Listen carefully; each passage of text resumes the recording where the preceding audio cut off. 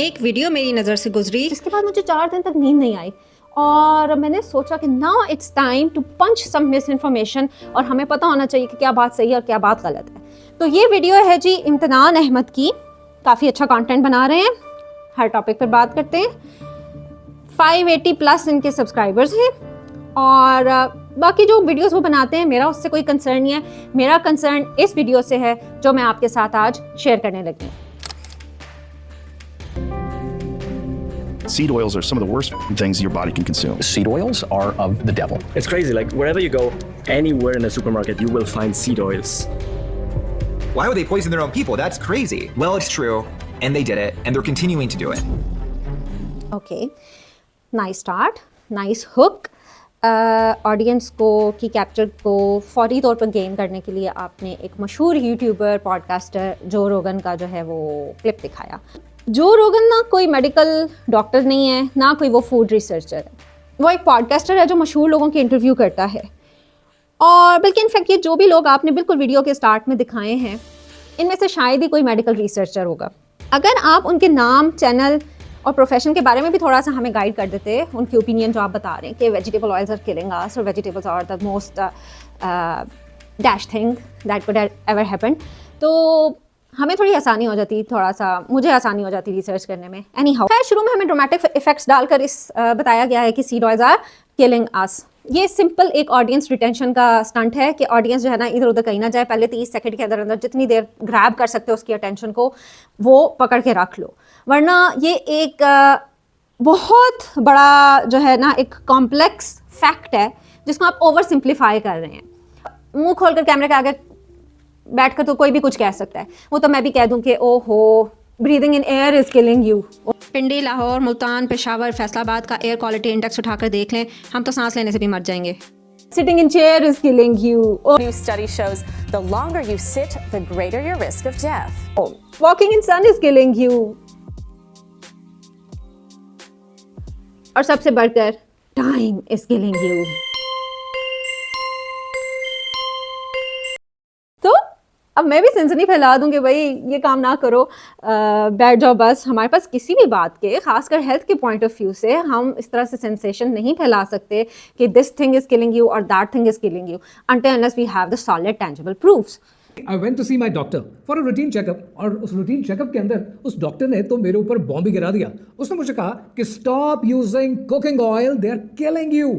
मुझे लगा मजाक कर रहा है। मैंने कहा यार डॉक्टर, बात ये कि मुझे तो ये निहारियाँ खाने का, पाए, पराठे, हांडियाँ, मुझे शौक है इन चीज़ों का।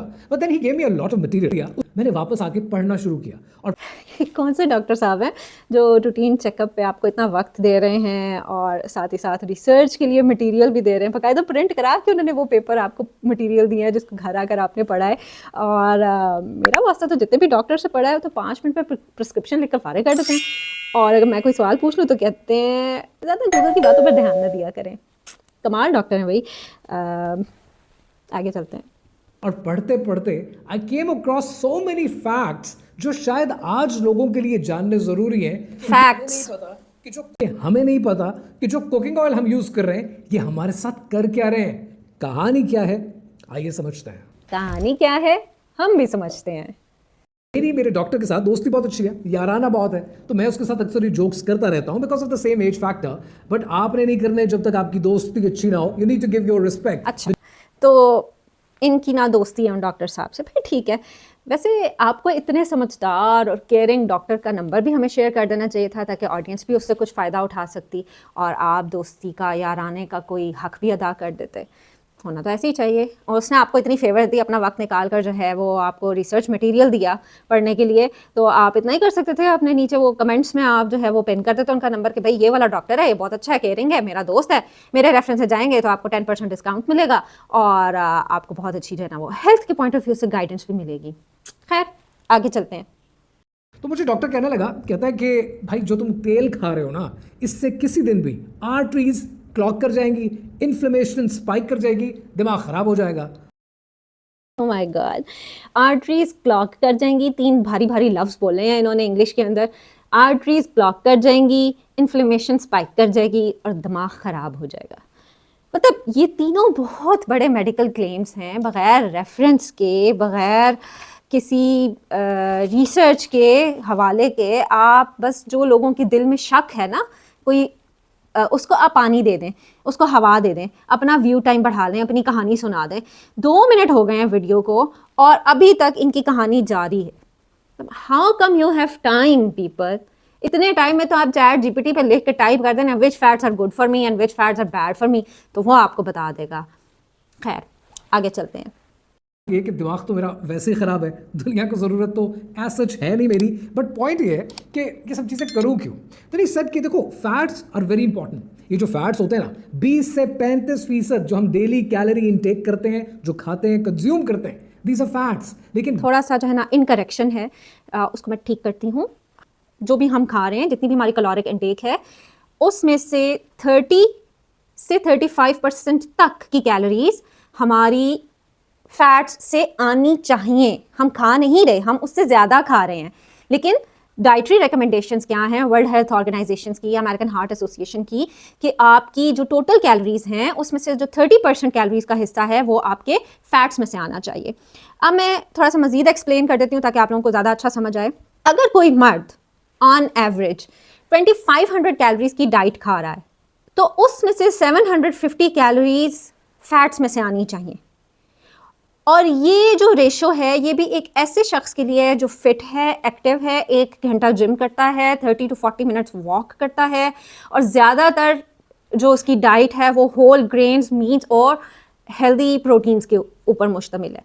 वो शख्स जो है वो 25 से 35% तक के दरमियान फैट्स खा सकता है।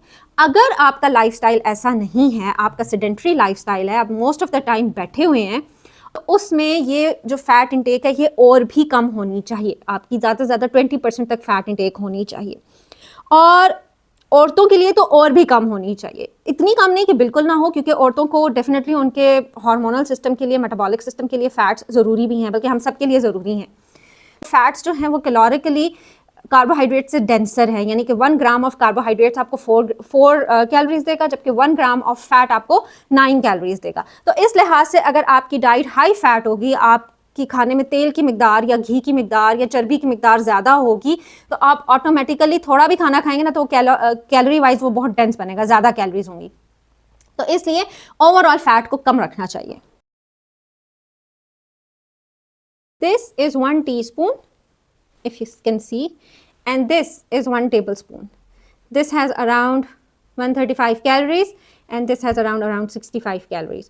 तो ये आपको ज़्यादा 2 या 3 टेबलस्पून से ज़्यादा ऑयल नहीं खाना चाहिए, और अगर आप वेट लॉस कर रहे हैं तो ये तो 1 टेबलस्पून से ज़्यादा आपको नहीं खाना चाहिए। ठीक है, दैट्स क्लियर। आगे चलते हैं। गुड फैट में और बैड फैट में फ़र्क है, और ये मैं आपको USDA की रिपोर्ट कोट कर रहा हूँ। और ये जो बैड फैट हैं ये दुनिया का सबसे बड़ा कर रहा हूँ। एक मिनट। ये USDA की रिपोर्ट नहीं कोट कर रहे, ये एक ब्लॉग आर्टिकल है जिसने USDA की रिपोर्ट को कोट किया हुआ है। USDA मतलब US डिपार्टमेंट ऑफ एग्रीकल्चर, उसने जो डाइटरी गाइडलाइंस दी हुई हैं लोगों को बताने के लिए कि भाई आपको इतना पोर्शन खाना चाहिए, ये खाना चाहिए, वो खाना चाहिए। बेसिकली ये वो ब्लॉग आर्टिकल है, ये इसको आप एक रिसर्च आर्टिकल के तौर पर पेश नहीं कर सकते। और इस पूरे स्क्रीनशॉट में अगर आप देखें तो आपको गुड फैट और बैड फैट का वर्ड कहीं नजर नहीं आ रहा। मैं नहीं कह रहा, वर्ल्ड हेल्थ ऑर्गेनाइजेशन कहती है कि दुनिया में सबसे ज्यादा अमवात बैड फैट्स की वजह से होते हैं। लेकिन ये बैड फैट, अब इन्होंने कहा कि इन्होंने डॉक्टर के कहने पर बहुत रिसर्च की, लेकिन समहाउ उन्हें अपनी 590 के प्लस सब्सक्राइबर्स वाली ऑडियंस को ये बताना याद नहीं रहा कि आर्टिकल में और रिसर्च पेपर में क्या फ़र्क होता है। एक ब्लॉग आर्टिकल में और रिसर्च आर्टिकल में क्या फ़र्क होता है ये वो बताना भूल गए हैं। ज़ाहिर बात है उन्होंने शायद ज़रूरी नहीं समझा होगा। ऑडियंस को तो वैसे भी मिर्च मसाला कंट्रोवर्सी अच्छी लगती है। तो मैंने गुड फैट और बैड फैट का टोटल जो है ना वो क्या होते हैं मैं अपनी ऑलरेडी एक वीडियो में डिस्कस कर चुकी हूँ, उसका लिंक मैं नीचे कमेंट्स में पिन कर दूंगी। आप आराम से जाके तसल्ली से वो देख लिएगा, आपके सारे इबहाम दूर हो जाएंगे। आगे चलते हैं। दुनिया में सबसे ज्यादा अमवात बैड फैट्स की वजह से होते हैं। लेकिन ये बैड फैट आते कहां से ये हमें कोई बताता नहीं है। So I kept researching about it and then I came across a beautiful report, और ये 2019 की BMJ की ओपन स्टडी है। और ये ओपन स्टडी कहती है कि जो एक्चुअल स्टडी नहीं है भाई जी, अगर आप गौर से इसके वर्ड्स देखें जो ये इन्होंने आर्टिकल शेयर किया है, creation of a database to assess effects of omega-3, omega-6 and total polyunsaturated fats on health, methodology for a set of systematic reviews. ये क्या चीज़ है बेसिकली, ये एक डेटाबेस बना रहे हैं, क्रिएट कर रहे हैं ये जो ग्रुप है रिसर्चर्स का, कि जितनी सारी स्टडीज़ हो चुकी हैं regarding omega-3 and polyunsaturated fats, उन सबको इकट्ठा किया जाए। ये कोई रिसर्च नहीं हुई, एक्चुअली कोई फील्ड रिसर्च नहीं हुई कि हम इसको कोट करेंगे, ये जो है ना यहाँ पे ये बात बताई गई है। आगे चलते हैं। में ज़्यादातर खा रहे हैं, जिन तेलों में हम अपने खाने बना रहे हैं, अपनी हांडियां तैयार कर रहे हैं, ये वो तेल है कि जिनको केमिकल प्रोसेस के जरिए इनसे सब कुछ निकाल लिया जाता, इतना कुछ निकाल लेते हैं that they are barely food, कि वो खाना रहता ही नहीं है, उसमें ओमेगा 6 इतना ज़्यादा होता है। तो ये सीन आपने यूट्यूब की किसी वीडियो से लेकर दिखा दिया और कह दिया कि वो सिरे से फूड ही नहीं है, इट्स बेयरली अ फूड। इस बात का कोई मेडिकल प्रूफ, कोई स्टडी जिसने जो है वो बताया हो कि हम इसको फूड नहीं कहेंगे, हम इसको गूप कहेंगे या हम इसको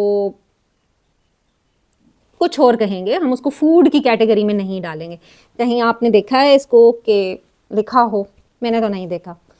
और अल्ट्रा प्रोसेस की जहाँ तक बात है तो हाँ है अल्ट्रा प्रोसेस, इसमें कोई शक नहीं है। जो भी चीज़ है हम उसको एक केमिकल प्रोसेस से जब गुजारते हैं तो उसको हम प्रोसेस कहते हैं। दुनिया में केमिकल रिएक्शन तो हर जगह हो रहे हैं। मेरा ख्याल है 9th क्लास की केमिस्ट्री में आप लोगों ने ये सब कुछ पढ़ा होगा, तो अगर नहीं पढ़ा तो मैं बता देती हूँ। हम मैदा, चीनी, चावल, आटा लेकर जब उसको गूंथते हैं और उसको पकाते हैं तो वो आटे से जो है वो जब रोटी बनती है तो वो भी एक प्रोसेस है, वो भी प्रोसेस्ड फूड है। अगर हम उसको अल्ट्रा प्रोसेस्ड फूड है और उसमें से सब कुछ निकाल लिया गया और उसमें से कुछ नहीं बचता, तो कहने को तो मैं भी कह दूं कि भाई जो सब्जियां हम खा रहे हैं उसमें आर्सेनिक लेवल बहुत ज़्यादा है और वो भी जेनेटिकली मॉडिफाइड जो हैं वो सीड्स के जरिए प्रोड्यूस की गई हैं, वो भी अल्ट्रा प्रोसेस्ड हैं। तो अपने कद्दू, खीरे, गाजर, टमाटर सब खाना छोड़ दो। तो कहने को तो बंदा कुछ भी कह सकता है ना, जब तक हमारे पास सॉलिड प्रूफ नहीं आता, एक रिसर्च नहीं आती, उसके इफेक्ट्स नहीं आते किसी भी फूड के, तब तक हम उसको डिमीन नहीं कर सकते, तब तक हम उसको लेबल नहीं लगा सकते कि this is a good food and this is a bad food. So I'll be a little bit more careful about what you say regarding to health. ये वो चीज़ है जो आपके जिस्म में इन्फ्लेमेशन करती है, यानी खाने के बाद जो अक्सर आपको जलन महसूस होती है, दिस इज द कॉज। लेकिन This is the cause. No भाई साहब, this is not the only cause.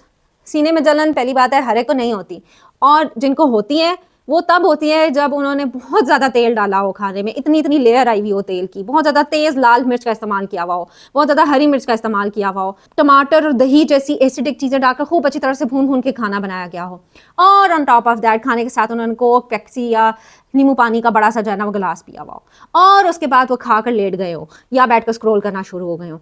तो इस सब चीज़ों को मिलाकर जब ओवर द टाइम आप इस तरह का पैटर्न रखते हैं तो हमें सीने में जलन होना शुरू हो जाती है। और सीने में जलन की एक और बहुत बड़ी वजह हमारी एज भी है। हमारे जो एंजाइम्स होते हैं, डाइजेस्टिव एंजाइम्स होते हैं, वो प्रॉपरली डाइजेस्ट नहीं कर पाते, जिसकी वजह से लोगों को सीने में जलन होती है।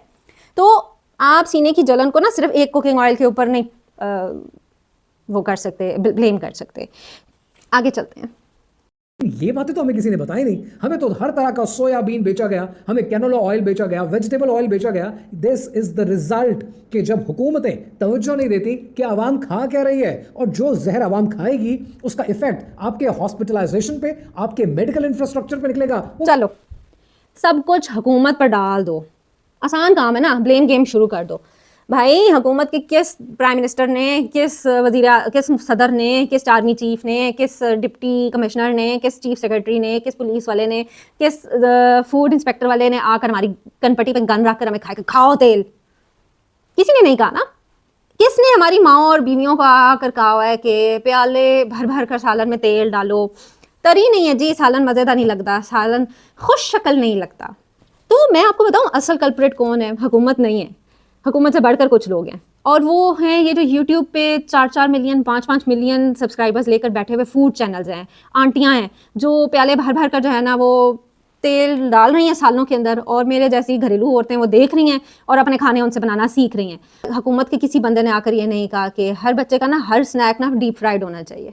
तो हम माएँ हैं ना, माएँ बना रही हैं खाने, माएँ सुस्त हुई हैं, माओ ने जो है वो हेल्थ को छोड़ दिया है, माओ ने ना अपनी हेल्थ के ऊपर फोकस किया हुआ है और ना बच्चों की हेल्थ पे फोकस कर रही हैं। तो डेफिनेटली फिर तो हमारा सिस्टम यही होगा ना जो है। आपके हॉस्पिटलाइजेशन पे, आपके मेडिकल इंफ्रास्ट्रक्चर पे निकलेगा, वो वैसे ही चौक हुआ है। ये इश्यूज के ऊपर तो कोई बात ही नहीं करता। नहीं, देखें ना, करते हैं ना, बात करते हैं, क्यों नहीं करते। मैंने सुनी थी बात, ये देखें बिलावल भुट्टो क्या कह रहे हैं। चीनी और रोटी खाना बंद करे, एक्सरसाइज करना शुरू कर दे, जिम करना शुरू कर दे। क्या बात है, कितनी समझदार नसीहत की है। अकल वालों के लिए इशारा ही काफ़ी होता है। तो रोटी और चावल ने ऑयल से ज़्यादा हमारे हेल्थ सिस्टम को चोक किया हुआ है। एक्सेसिव कार्ब्स ने हमारे हेल्थ सिस्टम को चोक किया हुआ है, क्योंकि excessive carbs is equal two diabetes. और डायबिटीज़ में वर्ल्ड हेल्थ इंडेक्स के मुताबिक पाकिस्तान का नंबर जो है वो पहला है। मुबारक हो, किसी चीज़ में तो हमने फर्स्ट पोजीशन ले ली, ठीक है। और यानी कि यहाँ से आप देख सकते हैं कि टोटल आबादी का 31.4% हिस्सा हमारा खैर से डायबिटिक है, यानी कि शुगर का मरीज़ है, ज़ियाबतीस का मरीज़ है। जबकि इसके मुकाबले में चाइना, इंडिया और USA का आबादी के लिहाज से हिस्सा अगर हम देखें तो वो कदरे कम है। तो आप हुकूमत को इल्ज़ाम ना दें, खाली हुकूमत ने 25 करोड़ आवाम को फीड करना है, और जैसे भी करना है, जैसे भी कर रही है, कुछ ना कुछ वो कर रही है। बल्कि let me tell you a very interesting thing, fact, कि ये कुकिंग ऑयल और एडिबल फैट्स जो हम खा रहे हैं ना अपने खानों में, ये हमारी इकॉनमी पे एक बहुत बड़ा बोझ है। और पाकिस्तान एक भारी मिकदार में ये ऑयल्स इंपोर्ट करता है। और अगर हम अपने अगेन इंपोर्ट इंडेक्स में इसका नंबर चेक करें तो ये तकरीबन 4th नंबर पे जो है ना हमारी ऑयल हैं। 2024 में पाकिस्तान ने $3.19 बिलियन का वेजिटेबल फैट दूसरे ममालिक से मंगाया है। तो इसकी क्या वजह है? कंजम्पशन। जब डिमांड होगी तो सप्लाई होगी, सिंपल सा रूल है।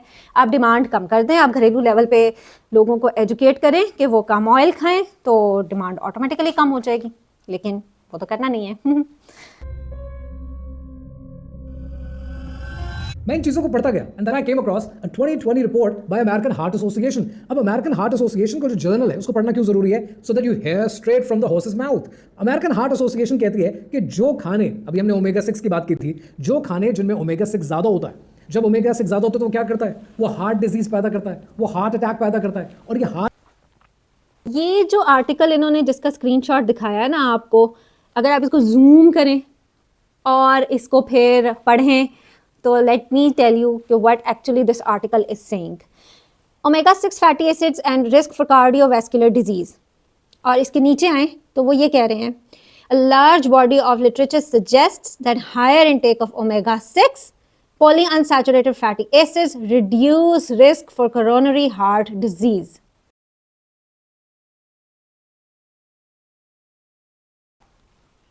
ये क्या है? ये बात क्यों नहीं आपने बताई?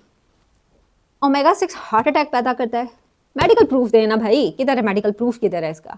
जो आपने आर्टिकल शो कराया तो वो स्टडी ही नहीं है जिसमें ये बताया गया हो कि ओमेगा 6 के क्या इफेक्ट्स होते हैं। ओमेगा 6 को हम लिनोलेक एसिड भी कहते हैं या LA भी कहते हैं। AHA की तरफ से ही, यानी straight from the horse's mouth की तरफ से ही हमें एक ऐसी स्टडी मिलती है जिसके अंदर ये पता चलता है कि लिनोलेक एसिड रिड्यूस करता है कार्डियोवैस्कुलर डिजीज़ को। It does not pose any potential threat. तो कोई भी मर्जी की स्टडी उठाकर दिखा दो ना, इन्होंने तो स्टडी दिखाई भी नहीं है, इन्होंने तो सिर्फ ऐसी एम्बिगुअस से वेग से जो है ना आर्टिकल से इधर उधर से लेकर आपको ये स्क्रीनशॉट दिखाए जा रहे हैं। तो आई एम श्योर कि आपने ज़रूर देखी होगी अपनी इतनी सारी रिसर्च के दौरान। तो अब आप क्यों मिसलीड कर रहे हैं लोगों को और क्यों ये मिस इन्फॉर्मेशन फैला रहे हैं कि दिल की सेहत के लिए सीड ऑयल्स नुकसानदेह हैं? होंगे नुकसानदेह, दिल के दौरे पड़ रहे हैं लोगों को, लेकिन that is not the only cause. हमारा लाइफस्टाइल बहुत बड़ा एक फैक्टर है हमारी दिल की बीमारियों में। हेल्थ ऑर्गेनाइजेशन कहती है कि दुनिया में 5 लाख अमवात सिर्फ इससे हो रही हैं। It's the largest killer in the world, but nobody knows about it.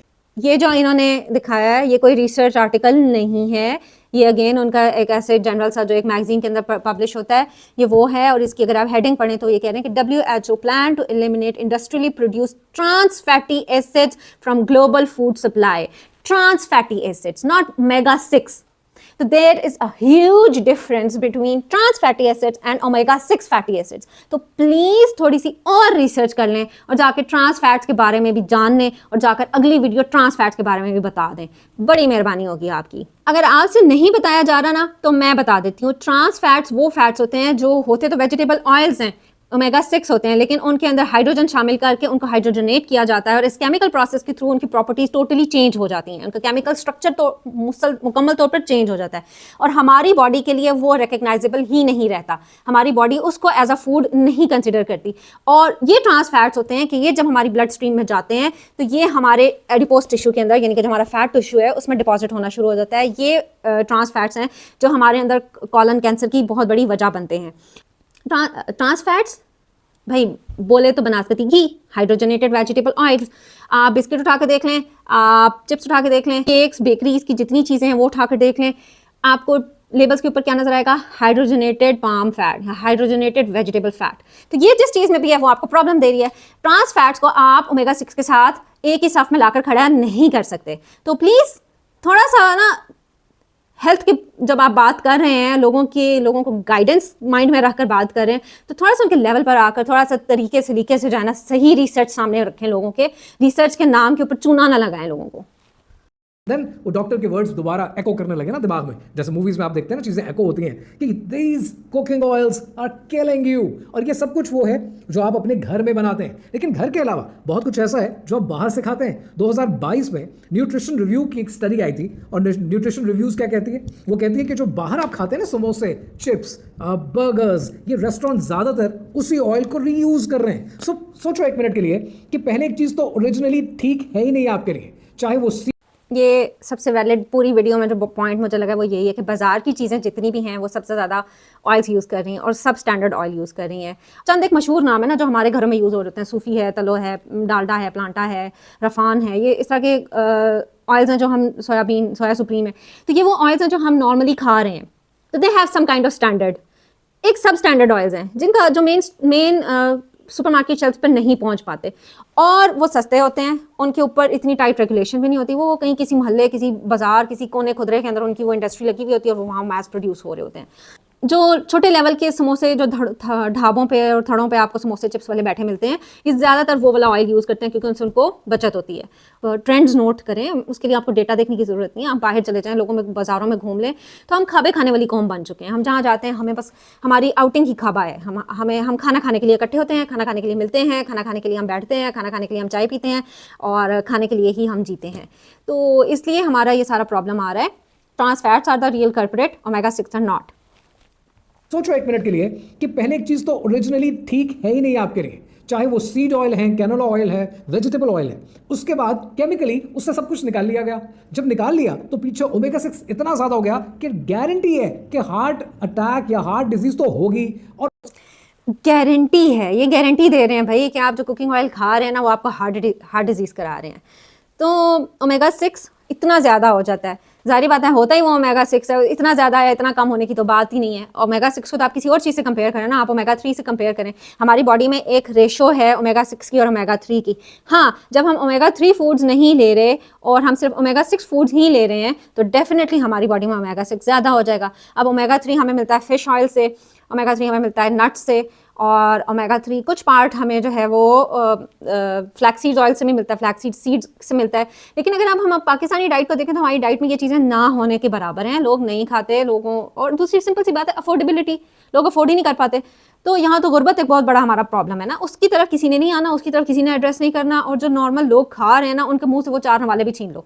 तो मुझे really it boils my blood कि हम लोगों को बजाय इसके कि एजुकेट करें, गाइड करें, हम इस किस्म की मिस इन्फॉर्मेशन का एक पूरा जो है ना वो स्वेटर बुनकर, एक गलाफ बुनकर हम उनकी आंखों पर चढ़ा देते हैं कि जो बिल्कुल जो है ना वो उससे चले जाएं।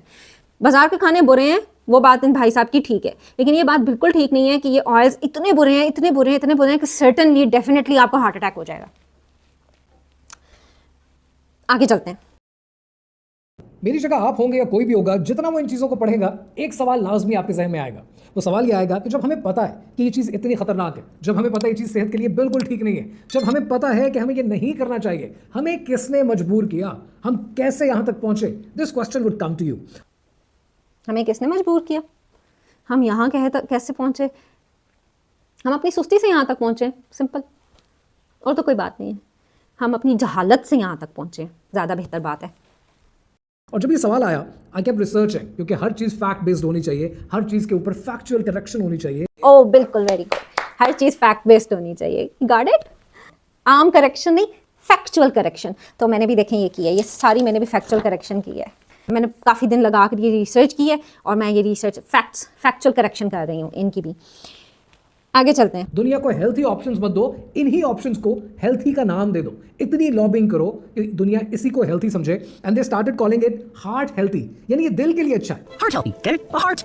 यानी ये दिल का मामला है, आपके दिल के लिए ये सब चीजें। ये सारे तेल आपको यही कह के बेचे जाते हैं, मैं किसी एक को पिन पॉइंट नहीं कर रहा, सब के सब यही करते हैं और वो ये कहते हैं कि it's good for your heart, it's good for your health. It's not, ये नहीं है आपके लिए। ये जितनी रिपोर्ट्स मैं आपके साथ शेयर कर रहा हूँ, जितनी रिसर्च फाइंडिंग शेयर कर रहा हूँ, I will say to the editors as well कि वो इस वीडियो के एंड में आपको कहीं ना कहीं या डिस्क्रिप्शन में इसके सारे लिंक्स दे दें ताकि आप इन चीज़ों को पढ़ सकें। सो जो चीज़ आपके लिए सही नहीं है, कॉर्पोरेशंस ने सिर्फ अपने प्रॉफिट के लिए अपने आप से अच्छी चीज़ को, सेहतमंद चीज़ को दूर कर दिया। And this is exactly what happened in Pakistan as well. जितनी रिसर्च इन्होंने की, जितनी रिपोर्ट्स हमारे साथ शेयर कर रहे हैं और जितने वो एडिटर्स को भी कहेंगे कि ज़रूर जो है ना वो लिंक्स शेयर कर दें, भाई हमारे पास तो कोई एडिटर नहीं है, हम तो वैसे ही शेयर कर देंगे, खुद ही एडिट करते हैं बैठ के वीडियो को, खुद ही बनाते हैं, खुद ही रिसर्च करते हैं। तो मेरी रिसर्च के मुताबिक तो जो भी मल्टीनेशनल्स ने किया, लॉबिंग की, लोगों को हार्ट हेल्थी कह के बेचा, तो उसकी एक बहुत बड़ी वजह हमारी आबादी थी। हमारी आबादी की एक्सपोनेंशियल ग्रोथ हुई है लास्ट 100 ईयर्स में, और इतनी बड़ी आबादी को आपने फीड करना है। और इसके साथ साथ एक और चीज़ भी डेवलप हुई है और वो हुई है हमारी रिसर्च कैपेबिलिटीज़।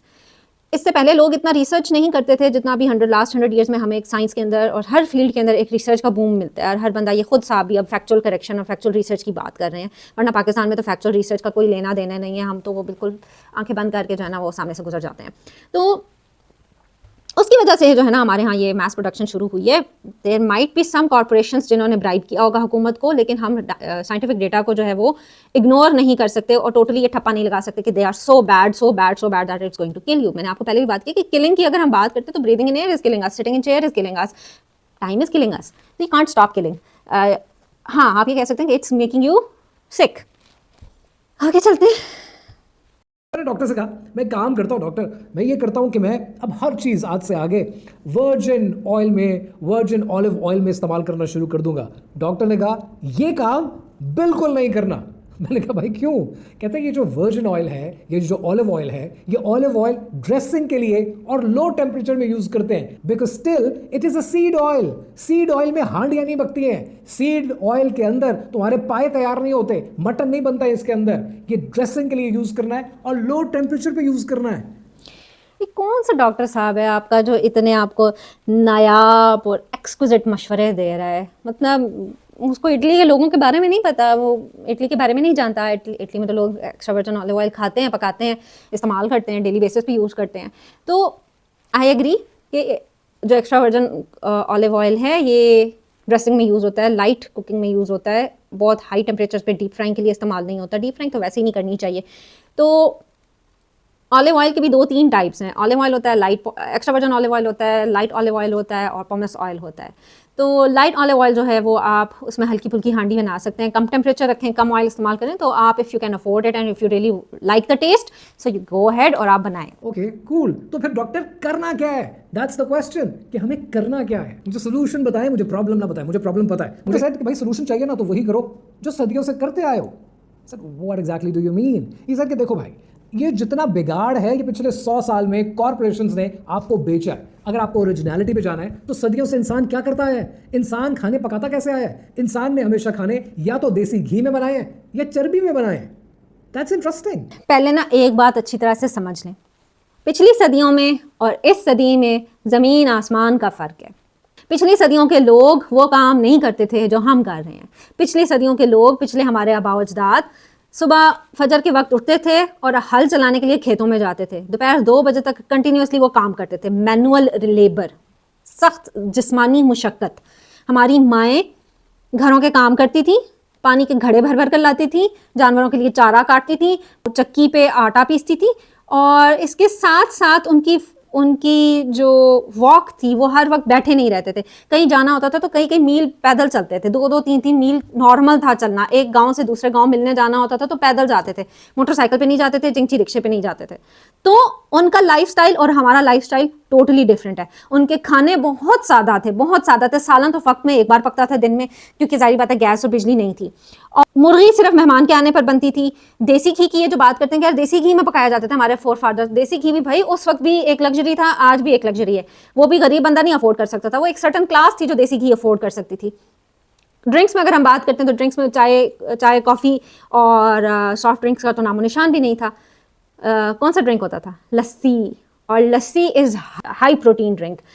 इस तरह का जब वो खाना खाते थे तो उनकी ओबिसिटी नहीं होती थी, मोटापा नहीं होता था, क्योंकि वो खाना कम खाते थे और मुशक्कत ज़्यादा करते थे। उनका कैलोरिक डेफिसिट ज़्यादा था। वो मरते थे तो दिल के दौरों से कम मरते थे और भूख और गुर्बत से मरते थे।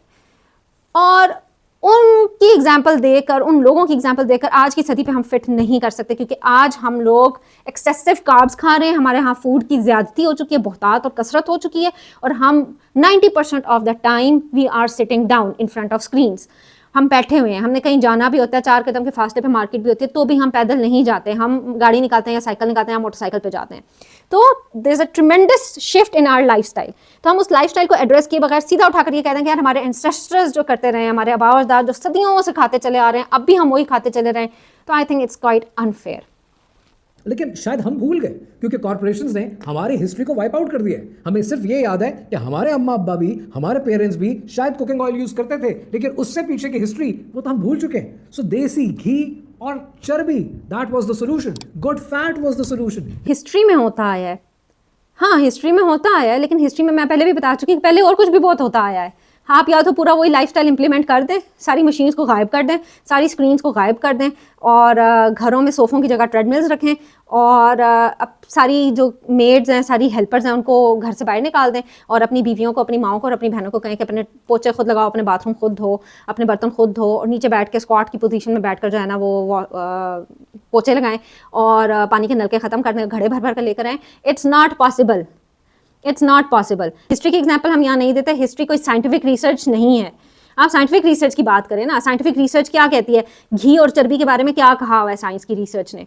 There is plenty of research. अगर ओमेगा 6 पे इतनी रिसर्च हुई है तो चर्बी और फैट के ऊपर, चर्बी और देसी घी के ऊपर भी डेफिनेटली हुई होगी। तो आप मुझे एक देसी घी वाली स्टडी का यहाँ पे आप स्क्रीनशॉट दिखाते कि जिसने कहा होता कि desi ghee is super good for our health, desi ghee is giving you life for your heart, तो आपको जरूर बताना चाहिए।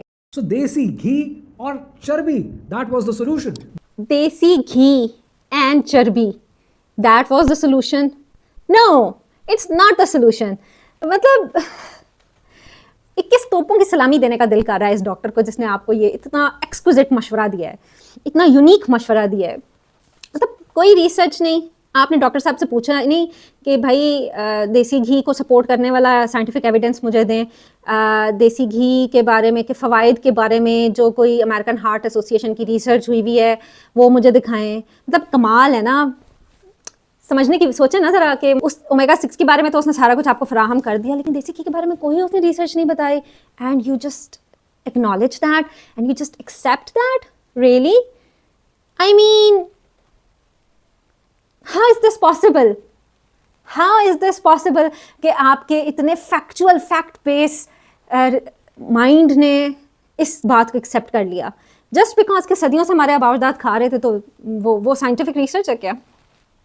Good fat was the solution. लेकिन ये सॉल्यूशन कोई हमें देता नहीं है। हम इन सॉल्यूशंस की तरफ जाना चाहते हैं, लेकिन खोल कर कोई एक्सप्लेन करता नहीं है। देखें ना, मैंने एक्सप्लेन किए हैं, and let me enlighten you more. देसी घी और चर्बी सैचुरेटेड फैट्स होते हैं, और सैचुरेटेड फैट्स क्या करते हैं? ये हमारा एलडीएल कोलेस्ट्रॉल रेज करते हैं। There is plenty of evidence, there is plenty of scientific data on that कि एलडीएल कोलेस्ट्रॉल जब हाई होता है, राइज होता है हमारे ब्लड में, तो उसका क्या इम्पैक्ट आता है। और देसी घी, चर्बी या सैचुरेटेड फैट्स, बटर, देसी घी, कोकोनट ऑयल, ये सब सैचुरेटेड फैट्स की टाइप है। ये कितना बड़ा उसके अंदर कॉन्ट्रीब्यूटर है। मेरे डॉक्टर ने मेरी रहनुमाई के लिए ये चीजें मुझे बताई हैं, and without hiding anything I am sharing it with you. आपके डॉक्टर ने आपकी रहनुमाई के लिए आपको आधी बात बताई है। मैं डॉक्टर नहीं हूँ, लेकिन मैं आपकी रहनुमाई के लिए आपको पूरी बात बता देती हूँ, बल्कि आपको ही नहीं बल्कि आपकी और अपनी दोनों की ऑडियंस को भी बता देती हूँ कि एक छोटा सा लिटमस टेस्ट है, आराम से कर लें, आपको दूध का दूध और पानी का पानी हो जाएगा। आप आज के दिन जाएँ या कल के दिन जाएँ और जाकर अपना लिपिड प्रोफाइल का टेस्ट करवाएं लैब से। छोटा सा टेस्ट होता है आपके ब्लड में कोलेस्ट्रॉल की मिकदार नापने के लिए। अगर तो वो टेस्ट सही आया या जो भी उसके नंबर्स आए हैं, रिजल्ट आया, उसको आप रखें और उसके बाद 1 साल तक हर किस्म का कुकिंग ऑयल अपने घर से बाहर निकाल दें और चर्बी, देसी घी और कोकोनट ऑयल और मक्खन, ये 4 चीज़ें अपने घर ले आएँ और 1 साल तक अपना खाना उसी तरह से पकाएं जिस तरह आप कुकिंग ऑयल में बनाते हैं। उतना ही घी डालें जितना आप कुकिंग ऑयल डालते हैं, उसी तरह, कुछ और चेंज नहीं करना आपने। ना एक्सरसाइज शुरू करनी है, ना आपने वॉक शुरू करनी, कुछ भी नहीं करना, सिर्फ आप ये चेंज करें और 1 साल के बाद दोबारा जाकर अपना कोलेस्ट्रॉल का टेस्ट कराएं और फिर फ़र्क देखें कि क्या कोई फ़र्क आया है। अगर तो एलडीएल कोलेस्ट्रॉल और ट्राइग्लिसराइड्स का लेवल पिछली रिपोर्ट से कम आया है तो ठीक है, वेल एंड गुड, आप जाएं और देसी घी सारी ज़िंदगी खाते रहें। लेकिन अगर आपका ट्राइग्लिसराइड्स और एलडीएल लेवल हाई आया है तो आप उधर ही रुक जाएं, क्योंकि that is showing you, that is telling you that your arteries are getting clogged, that cholesterol is getting build up in your arteries and that it's going to give you heart problem in future. लेकिन चूंकि ये एक slow process होता है, इस तरह की change करना, इस तरह का एक्सपेरिमेंट करना कोई करना नहीं चाहता, कोई पैसे खर्च करना नहीं चाहता, कोई 2000 रुपये अपनी सेहत के ऊपर नहीं लगाना चाहता, जोड़ों पे बेशक जितना मर्जी लगा दें। तो इसके लिए, इसीलिए आप जैसे जो रिसर्चर नुमा यूट्यूबर्स हैं ना, उनको चांस मिल चुका है कि जो भी आए ना और उसको जो भी मुंह में आ रहा है ना वो बोलते जाओ बोलते जाओ बोलते जाओ और लोगों के शकूक को हवा देते रहो, सनसनी फैलाते रहो, क्योंकि यहाँ यही सब बिकता है, यहाँ यही सब चलता है, यहाँ यही सब देखा जाता है। I am not a doctor. अगर आपको कुछ इस्तेमाल करना है बेशक अपने डॉक्टर के मशवरे से करें, बट जो मेरे पास सच मौजूद था मैंने आप तक पहुंचाकर अपनी जिम्मेदारी खत्म कर ली है। मेरे ऊपर अब एहतमाम हुज्जत नहीं है कि अगर मुझे पता था मैंने आप तक बता दिया। आगे रिसर्च करना, उसको पढ़ना, उस पर अमल करना, ये सब आपका काम है। क्योंकि आपकी जिम्मेदारी ख़त्म ना भाई, किधर ख़त्म, पल्ला कैसे झाड़ सकते हैं आप अपना? आपकी जिम्मेदारी तो और बढ़ गई है। आपने तो ये मिस इन्फॉर्मेशन फैलाकर 2 लाख से ज़ायद लोगों ने अगर आपकी ये वीडियो देखी है, मेरी तरह स्ट्रेस का शिकार हुए, बगैर किसी तहकीक के आपकी बात को दुरुस्त जानकर अगर अपनी सेहत, अपने घर वालों की सेहत और ज़िंदगी दाव पर लगाई है, तो उनमें से किसी एक को भी अगर हाई कोलेस्ट्रॉल होता है, किसी एक की भी सेहत ख़राब होती है, किसी एक को भी दिल का मर्ज़ लगता है, तो कहीं ना कहीं आपकी ये वीडियो भी उसकी ज़िम्मेदार होगी। हुकूमत और मल्टीनेशनल्स जो कर रही हैं वो तो कर रही हैं, लेकिन अच्छा खासा नुकसान तो आप जैसे यूट्यूबर्स भी कर रहे हैं, फैक्ट्स के नाम पर मिस इन्फॉर्मेशन फैलाकर। और व्यूअर्स, एक बात अच्छी तरह से याद कर लें, अपने पल्ले से बांध लें, व्हाट्सएप के स्टेटस पर लिख कर रख लें, फ्रेम करवा कर लगा लें कि झूठ बुरा होता है और आधा सच ख़तरनाक होता है। तो आपको जो लोग आधा सच बेच रहे हैं, प्लीज़ उनसे होशियार रहें।